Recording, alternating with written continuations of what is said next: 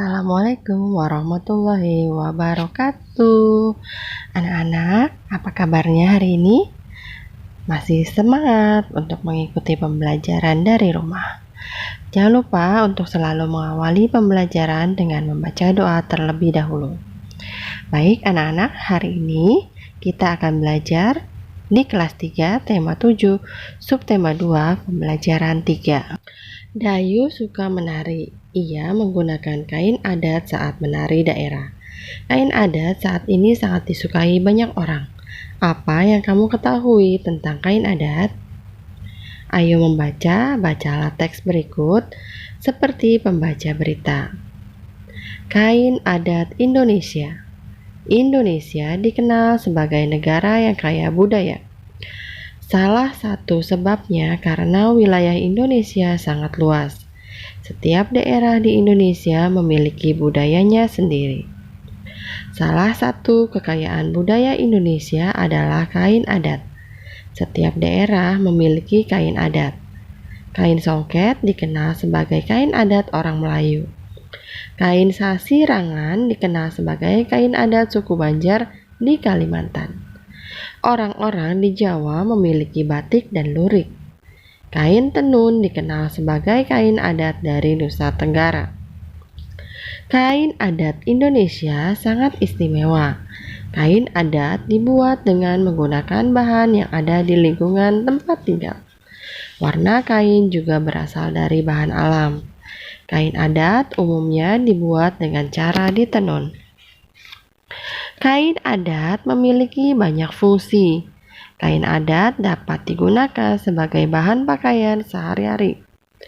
Kain adat biasanya dipakai sebagai upacara adat. Kain adat juga banyak digunakan sebagai baju tarian daerah.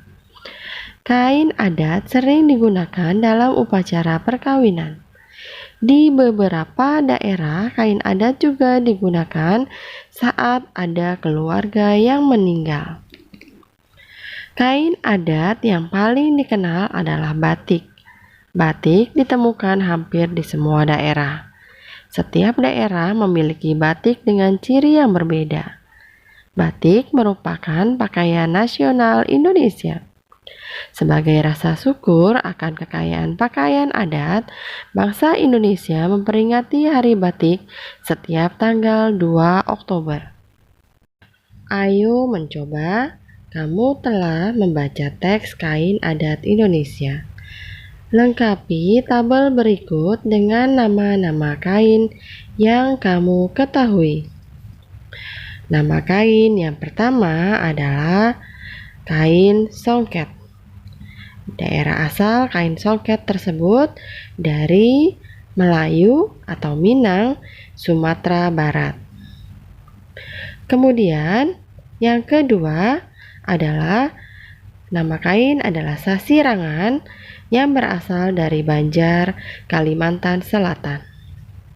Ketiga, batik berasal dari Solo, Jawa Tengah.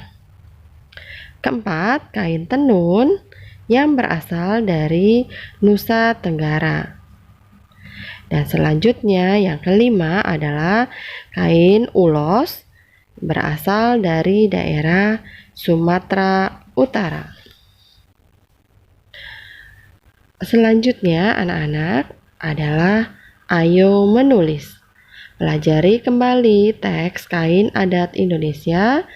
Amati kalimat pertama dari setiap paragraf. Tuliskan informasi yang kamu dapatkan dari setiap kalimat pertama. Bacaan tersebut ada 5 paragraf. Kalimat utama pada paragraf pertama adalah sebagai berikut. Kalimat kedua pada paragraf kedua. Kemudian pada paragraf ketiga yaitu sebagai berikut. Dan paragraf keempat. Kemudian pada paragraf yang terakhir yaitu paragraf kelima. Nah, selanjutnya kita tuliskan dari yang sudah kita garis bawahi tadi. Pokok-pokok informasinya yang pertama pada paragraf pertama adalah Indonesia dikenal sebagai negara yang kaya budaya. 2. Salah satu kekayaan budaya Indonesia adalah kain adat. 3. Kain adat Indonesia sangat istimewa. 4. Kain adat memiliki banyak fungsi. 5. Kain adat yang paling dikenal adalah batik.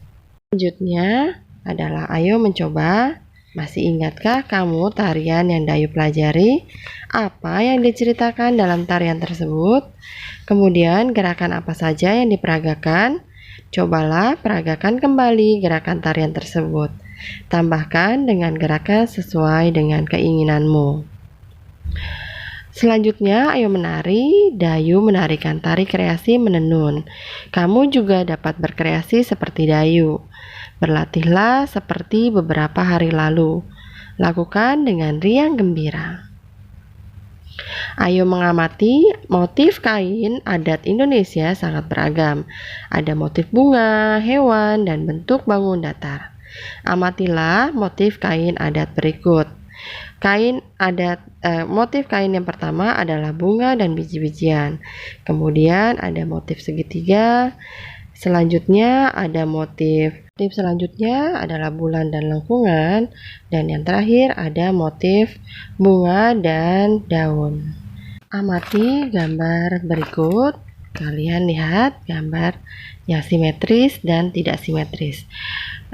Sumbu simetris adalah garis hasil lipatan. Ya, jadi pada tengah-tengah ini namanya sumbu simetris atau garis simetri. Nah, bangun datar memiliki simetri lipat jika dapat dilipat menjadi dua bagian yang sama besar. Kemudian lipatan saling menutupi dengan tepat. Dan yang ketiga memiliki sumbu simetri. Ayo mencoba, gambarlah beberapa bentuk bangun datar yang kamu ketahui. Lalu guntinglah gambarmu mengikuti bentuk. Berlatihlah mencari banyaknya simetri lipat. Tuliskan hasil temuanmu pada tabel berikut. Contohnya di sini ada bangun datar persegi, banyaknya simetri lipat adalah 4. Kemudian yang kedua oval, banyaknya simetri lipat adalah 2. Dan yang ketiga adalah segitiga sama sisi, banyaknya simetri lipat ada 3. Selanjutnya yang keempat ada bangun datar persegi panjang, banyaknya simetri lipat ada 2. Kemudian yang kelima adalah ada bangun datar layang-layang, banyaknya simetri lipat adalah 1. Ya, paham ya sampai sini ya. Ya, kiranya kita lanjut ke soal latihan. Soal latihan pembelajaran 3, kalian gambar salah satu dari motif di atas, pilih salah satu saja, lalu kemudian gambar di buku gambarmu. Tugas yang selanjutnya, kamu lihat dari soal berikut, kamu kerjakan di buku tulis kalian masing-masing. Kasih tanda centang untuk bangun datar yang simetris dan kasih tanda silang untuk bangun datar yang tidak simetris. Ya, kiranya sampai di sini pembelajaran kita hari ini. Terima kasih. Wassalamualaikum warahmatullahi wabarakatuh.